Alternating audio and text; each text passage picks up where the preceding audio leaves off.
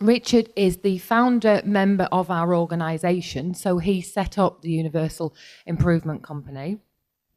He is the architect of the UIMPROVE approach to improvement, and I think it's fair to say that he is passionate about improvement and has made the UIMPROVE approach and doing good work for good people his life's work. In terms of the corporate brain, Richard is in the fairly unique position of working with executive teams in a really wide range of sectors, industries and organisations. And I think that has given him a fairly unique insight into developing his thinking on this idea of the corporate brain.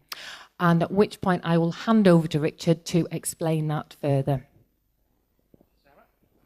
As always, I think the two interesting bits will actually be Steve and Niall talking about it in practice, but when we were planning this, my colleagues, of course, said, oh no, you need to say something as well, Richard. So I am here under protest as usual, because I hate standing up in front of groups and presenting, which is odd given the line of work I'm in, but I was forced to.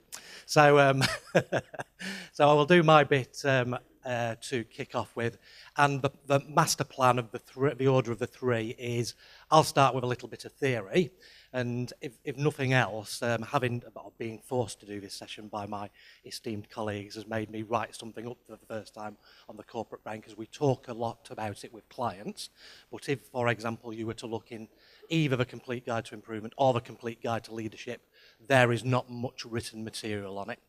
And amongst the many piles of paper in my office, one has always had a big red sheet, which means that's what's under this. That's what this pile is about, called the corporate brain.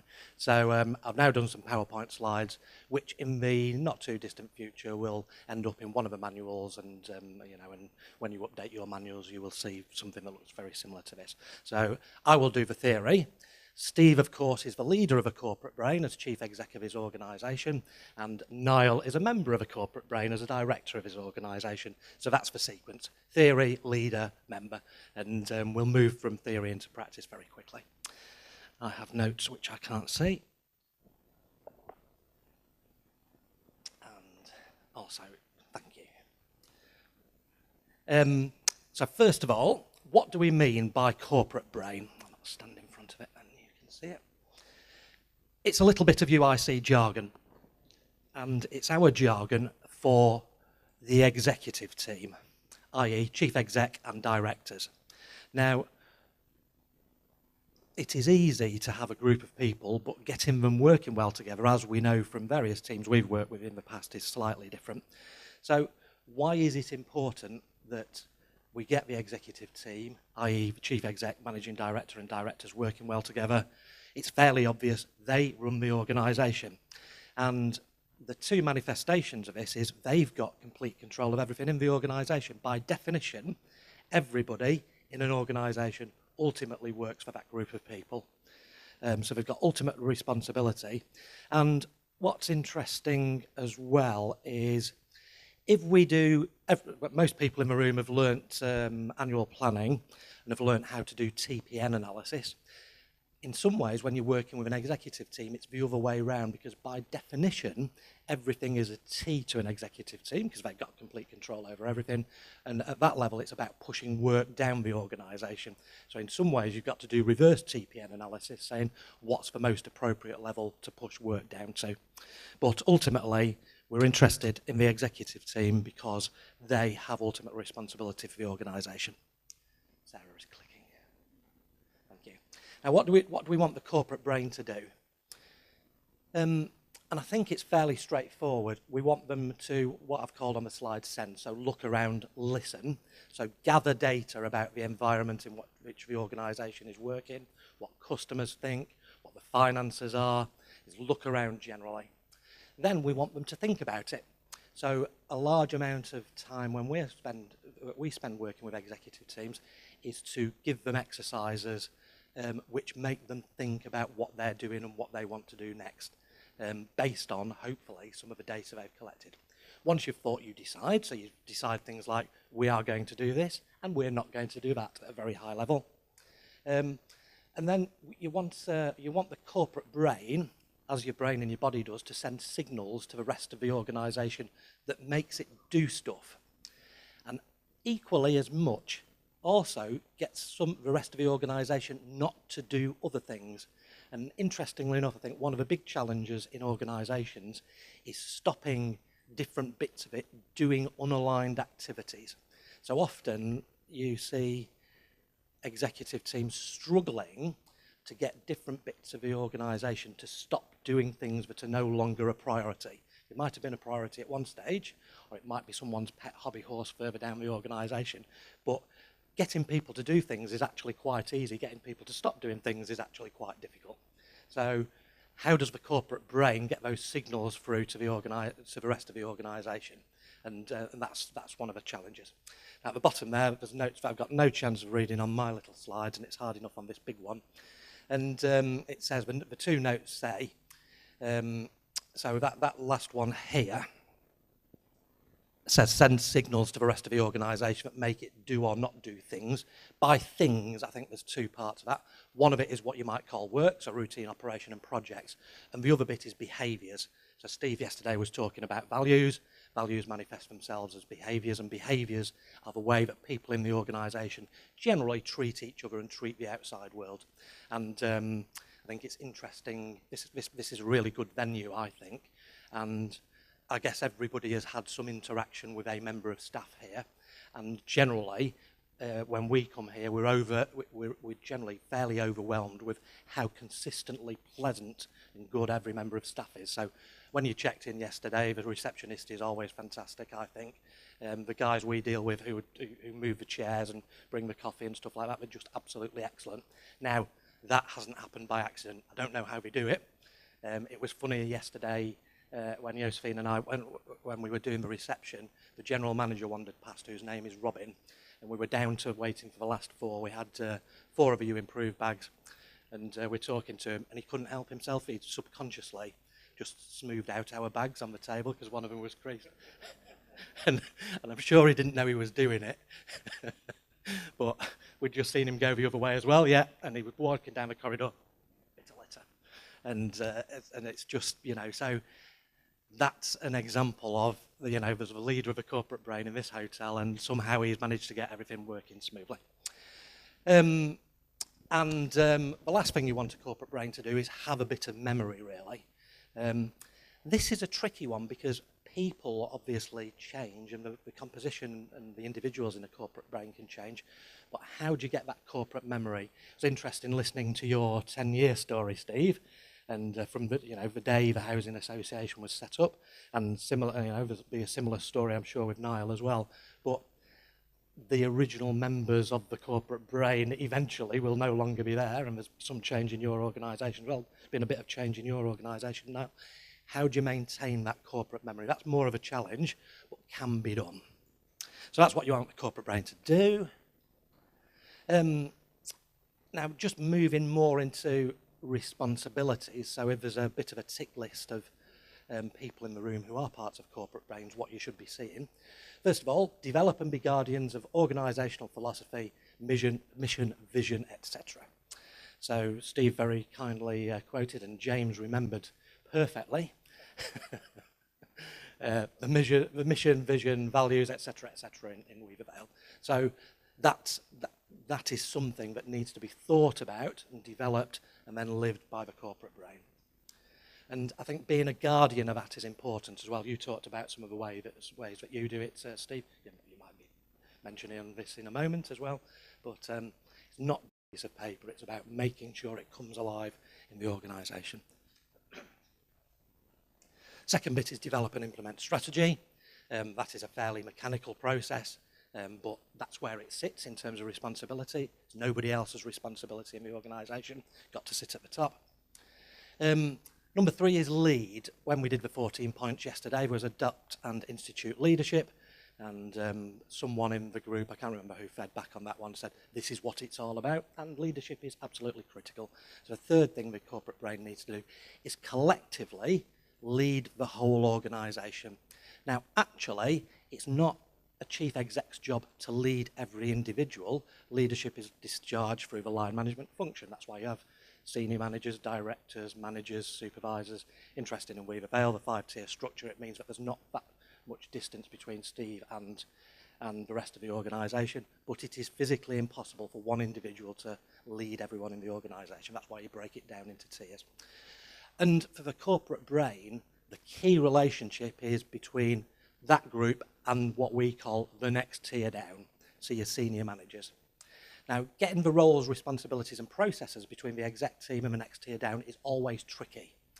And I could easily look around the room and look at one or two of you who have had trials and tribulations of this, and we see various versions of it where sometimes we get left to it, sometimes you have big meetings with everybody in it, sometimes too frequently, sometimes too infrequently, so there's some common pitfalls. And I think, have you just taken over responsibility, Niall, for kind of being the manifestation of the link, if you like? So certainly your organisation is conscious of the importance of it, and if you get that link working well, then generally it cascades through the organisation. But it's a tricky one. It's not one of these things that works easily, instantly. And then number 4 is produce and nurture the next generation of inspiring senior managers throughout the organisation by identifying and developing the talent and dealing with the dead wood. And Steve, again, yesterday talked a little bit about being on the bus and off the bus.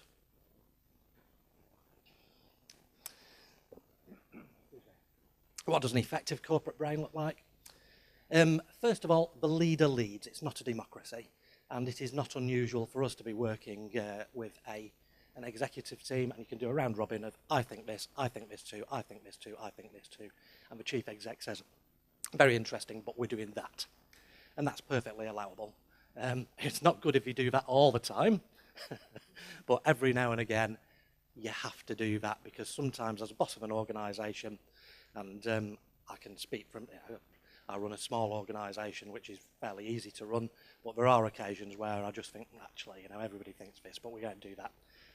Sometimes I'm right, sometimes I'm wrong, but that's my prerogative as leader of the organisation. And we strongly encourage, a lot of you here are leaders, not of organisations, but of your teams. Nothing wrong for you to take a different view to the people who work for you. That's why you get paid more than they do. Number 2, consensus, commonality and consistency, where you would hope to see them. So it's okay for a corporate brain to disagree in the closed room where you're having debates and discussions about what you should be doing, but once you've left the room and the boss has made the call on the direction you're going, then you present a united face to the rest of the organisation, and that's absolutely critical. So if I worked in an organisation and there were 5 directors and I was to ask 5 directors the same question, it would be nice to think that you got 5 of the same answer. And that's what this is about, really. Might not be word for word, but in terms of particular high-level direction, this is why we're doing stuff. These are what our long-term objectives are. It's nice to get the same answer. So that's why consensus, commonality and consistency, where you would hope to see them, is something that we'd like to see. Now, in the room, you want a variety of opinion and a willingness to challenge each other on new and emerging issues. So there's nothing more dull than working with an exec team that agrees with each other all the time. And believe it or not, they do exist. But frankly, it's tedious because there's no challenge. It's just hard to get things moving. So disagreement, I'm not talking about arguing, I'm talking about differences of opinion, different viewpoints, different personalities. Difference is good. And if you can capture all the differences and corral those into a common viewpoint, then you're really laughing. And then the last thing is you want behaviour and meeting habits that are straight out of the manual, e.g. lots of round robins, no cutting across each other, and good listening, all that sort of stuff that, particularly for the facilitators in a room, you probably spend a lot of your time trying to get groups to do. It's nice to be working with an executive team that does that automatically. And I think, again, having worked with both of your teams, I can't remember the last time we had to make any behavioural interventions. Minor tweaks, fair enough. Yeah, apart from with a leader. There we go.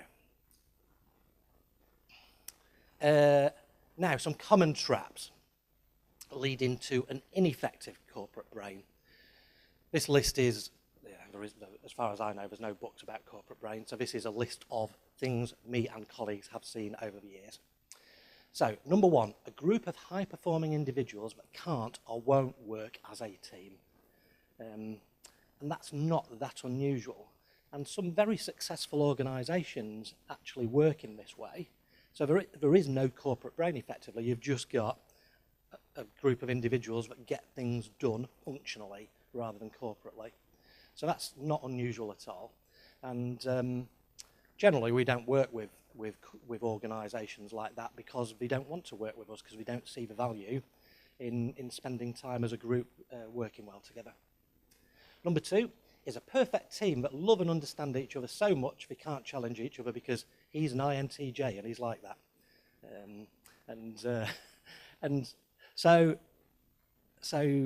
again, we've seen organisations like that prefer to go down the understand why such and such is irritating the shit out of me, rather than working well together.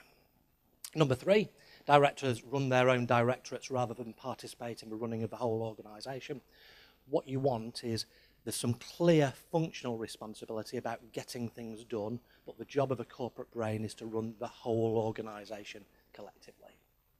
Number four, poor structure, e.g. too many, too few directors, or odd organisational design. So kind of, having too many tiers. A corporate brain should be 2 tiers. Sometimes you see 3-tier corporate brains, so you kind of get directors and assistant directors. You were talking about it yesterday, Steve. And Lisa is working with one of those at the moment. They've just had an odd structure imposed on them externally. They're a government department, and the government has templated organisational design. And it's just crackers. There's this completely unnecessary structure of what you might describe as senior directors who actually don't have a job, as far as I can see. And it's very hard to work out when you're in a room what their responsibilities are, because we don't seem to have any. No, they don't know either, Lisa just said. So it's odd organisational design, and there's plenty of big consultancies who specialise in giving advice on this, and they'll implement it in your organisation for you, and it'll mess things up. Keep it simple, 2 tiers, that's it. And number 5, leaders who can't or don't lead or make decisions. And it's interesting, again, you do get leaders who you can actually do a round robin where you agree, and I'm facilitating, I look to the leader and say, it looks as though this is what we're going to do. And the leader can't actually then say, right, well, this is what we're going to do. There is in some leaders an inability to actually say, right, well, that's the decision, and that means that everybody is going to do A, B, and C. Just can't do it. I don't know why that is, but they do exist. Not easy to work with. So just a little bit of underpinning theory, just to take a slight sidestep. The best way to get people to work well together is to put them in a decent room, and give them a joint task. And this applies to any people, not just executive teams. Having a good structure and facilitation helps. So at bare minimum, when we're working with an organisation, getting the chief exec and directors as a group in the room is a good step. And to be honest, even if we did a pretty average or even fairly bad job, just the very fact of spending some time in a room together will do some good, because it always does. If we do a good job and we provide a good structure and good facilitation, then you're going to get even more out of it. But frankly, you could turn up for a day and play cards and get some benefit, because it's good to do things together. And then the second bit of theory, there's probably, I could probably list half a dozen, but I think these are the 2 key ones, is hands up if you're familiar with forming, storming, norming, performing. That's most people. It's a very common model of group dynamics, and what it says is that if you put any group of people together, they go through a number of natural stages. And you will recognise it from your own working lives where you've worked in teams, even natural work groups or project teams. So the first time you meet, you're all polite and you're a bit nervous, but quite excited. And so there's that initial nervousness, if you like. But then your colleagues start to irritate you. And there's a little bit more, well, I don't think that, more willingness to agree. Might manifest itself in a little bit of argy-bargy, an argument. But that's a good thing because it's a natural process and you're getting to know your colleagues, testing the boundaries and working out what the commonality and differences are.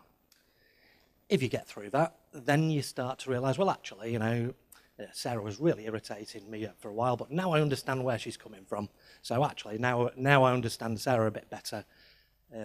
We can work together. And if we get to that level of understanding, then you come to performing, where you start to kick the goals. So the team starts working well together.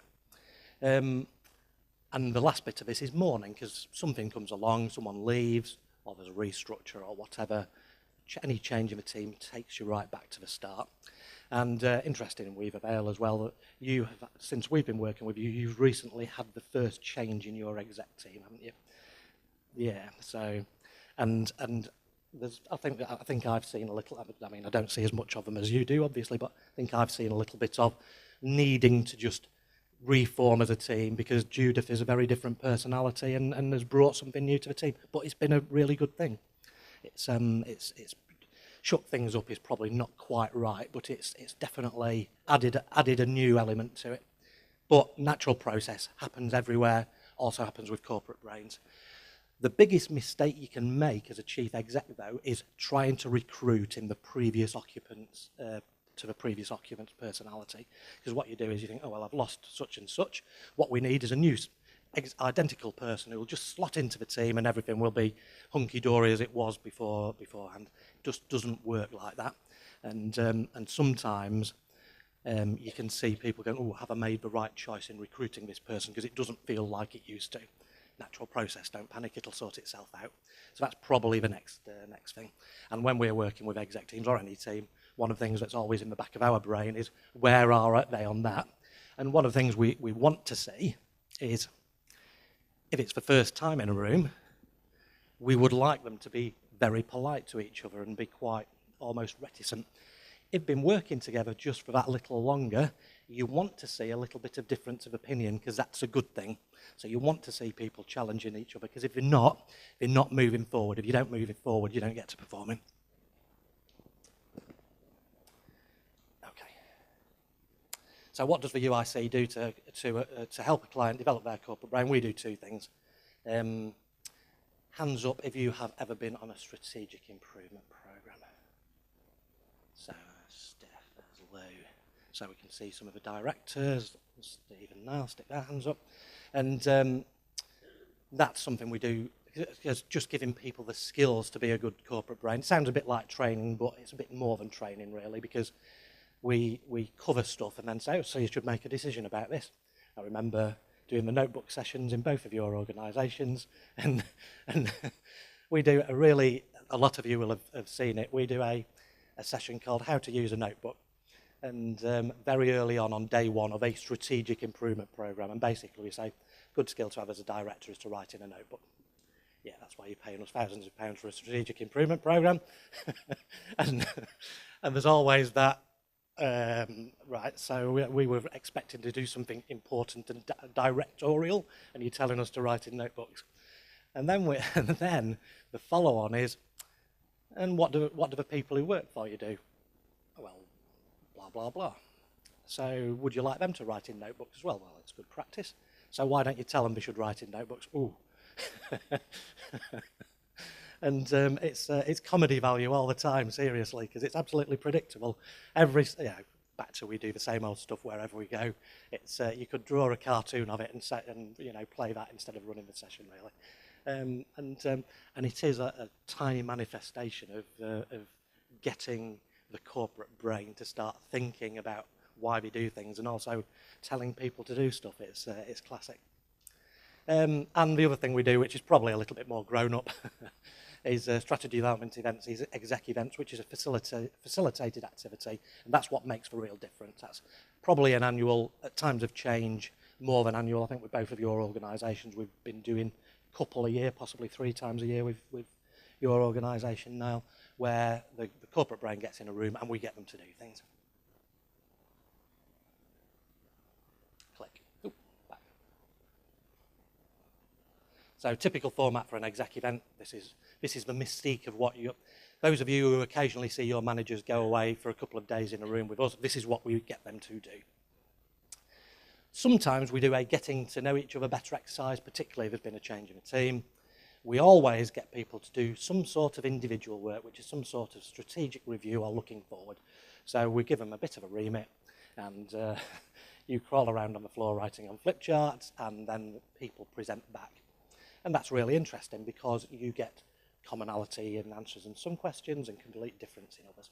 Always fascinating. Then we do a leader speaks. The boss stands up and tells the directors what's on their brain. Then we might sometimes do strategy development or review. It depends where it is in the annual cycle in the organisation. Real work on strategically important topics where we put people into small groups or individual work and get them to work on something of importance. And occasionally we do teach-ins as well, which is where someone like Steve says to us, I've been wondering about A, B or C. We would have planned this in advance, obviously. And we say, we could knock together a few flip charts on that. And so that's continuing the education in the corporate brain.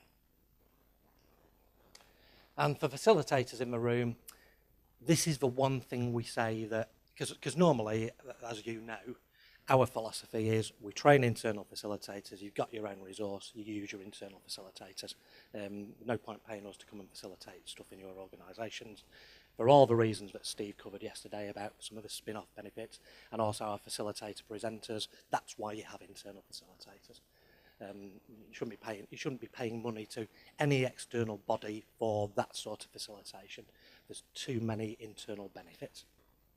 But this one is one we always say, unless it's a really mechanistic part of, such as maybe doing your corporate annual planning, it's fine to use your internal facilitators for. But when you're doing exec events, where you're talking about sensitive, tricky, strategic topics that frankly might frighten the people in the organisation, till the corporate brain's got its brain around what's going on and where it wants to go, you don't want to, it's the nature of a topic shouldn't be heard by someone more junior in the organisation. It's not fair on the corporate brain, and it's not fair on the individuals in the organisation. And that's what our job is, we think. And I think, click. There we go. Corporate brain back in the workplace. So we only get a little bit of a glimpse into the corporate brain, sometimes once a year, sometimes twice a year. But obviously, it's not. The real success is never in the rooms we're in, it's what happens when people go back into the workplace. So obviously you go away and do the things that you decided to do, but just to keep the brain in working order, regular executive team meetings, every team should have a meeting, it applies at the top of the organisation as well. Regular one-to-ones between the chief exec and directors, and occasionally semi-structured one-to-ones between directors. This might sound like obvious stuff, but you would be surprised how many organisations don't do it. And then further down, regular team meetings and one-to-ones in each directorate, and occasional leadership forum meetings, it's UIC jargon for chief exec, directors, and the next tier down. Oops. And then this is the final slide. Sarah did that, so she knew I was on my last slide. Thank you, Sarah. 2 considerations for corporate brain cells here today. So if you are a member of a corporate brain, and there are a number of you in the room, just keep this in mind. There's no steady state in a corporate brain. It's either improving or deteriorating, whether you like it or not.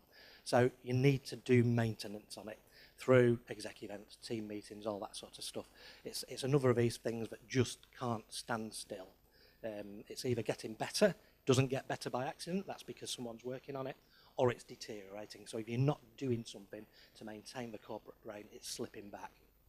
And at times of threat or change, the brain needs to spend more time together, both in and out of the workplace. By in and out of the workplace, I mean regular team meetings in the workplace, but coming away to places like this and rooms like this where you're off-site and have some quality thinking time. So that's my bit.